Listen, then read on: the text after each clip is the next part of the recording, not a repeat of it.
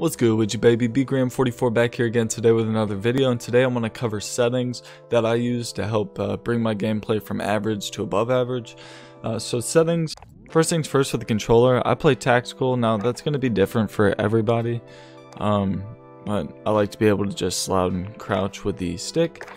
And then for horizontal stick sensitivity and vertical sensitivity, I play 7-7. I think the highest you should ever go is 8. Above 8's a little too uncontrollable.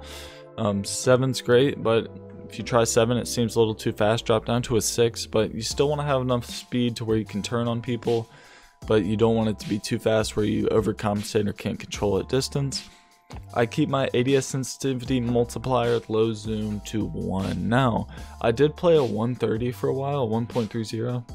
I noticed that in certain situations with high recoil weapons, it was great for when I needed to control recoil, but for the most part, a 1's going to be great for you. You're going to be able to control that recoil a little better, a little more accurate, a little more precise. Here's where it gets weird. Aim response curve type, I play linear. Now, you're going to see a lot of people say standard or dynamic. To each his own. Standard has a lot of pull to it, but I've noticed that when the recoil starts hitting, it doesn't keep it down. I feel like linear helps with recoil a little more. But that's my personal opinion. You got to try it out and see what you like. For aim assist, I use standard as well. And then for my weapon mount activation, a lot of people are going to tell you to just do ADS or double tap ADS. I go ahead and do ADS and melee. I know it's off for a lot of people, but my playstyle, I ADS a lot. I'm going to be spamming this button a lot, trying to use my aim assist to kind of keep me in tune with enemies. So a double aim if I'm near a wall is just not going to be very beneficial for my playstyle. That's really it for all of these. For slide, I do hold, don't do tap. I would be super pissed if I slid on accident and it got me killed on a high streak. For general, I have film grain to 0. A lot of people say do 0.25. I like having a lot of clarity. I don't really see the benefactor of having film grain. I really just want the game to be nice and clear. And another thing a lot of people are going to tell you about is motion blur. You see some YouTubers use it and others don't use it.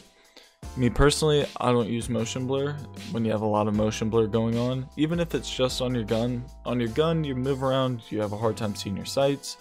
When it's on the world motion blur, you're going to have a hard time locating players, especially if you're playing ground war or like Piccadilly, a larger map or a darker map. So go ahead and turn that off. It's just going to help everything be more clear. Of course, content filters, that's personal preference. Now for the big one, this one's going to be huge. Audio, sounds everything in this game. Now that footsteps are more competitive, almost like Counter-Strike, you can really pinpoint a footstep, almost like a UAV if you have a good headset. I play ASTRO A50s. I'm going to link down below my ASTRO A50 mixer settings. Those are preference as well. I found settings that help boost footsteps and really try to cut down some gunfire, just so I can really focus and pinpoint if someone's trying to run up on me or if I'm going around a corner, I know what to expect. Boost high is great. Now, some people love their ASTRO settings so much that they're going to use studio reference, and what studio reference is going to do is really say screw the audio mix for the game, we're strictly going to use what's set to your headset. It can be beneficial, but I've noticed with my ASTRO settings in boost high, it's great for footsteps. With boost high, you can see the two differences on the chart right here. You got the moderate dynamic range with neutral equalization, but the boost high is high frequencies, which those footsteps are going to be high frequencies because it's a tap, it's not a thud. And then for music, I don't do the whole music thing, that's off, and dialogue's completely off. A lot of people who do dialogue off like to have chat on the bottom of their screen for the callouts. You know, enemy over there, but you look for 10 minutes and you still don't see him. I don't really find it beneficial, so I keep the dialogue off, no subtitles, no music, none of that. And of course, Juggernaut music's going to be on, but I will say this, since I have music volume all the way off, Juggernaut music doesn't play even with Juggernaut music on. The hit marker sound effects, pretty boring. None's kind of whack. Classic sounds like Modern Warfare 2, and then you got Modern Warfare. Just stay with Modern Warfare. It's preference as well. So right here you have the voice chat effect.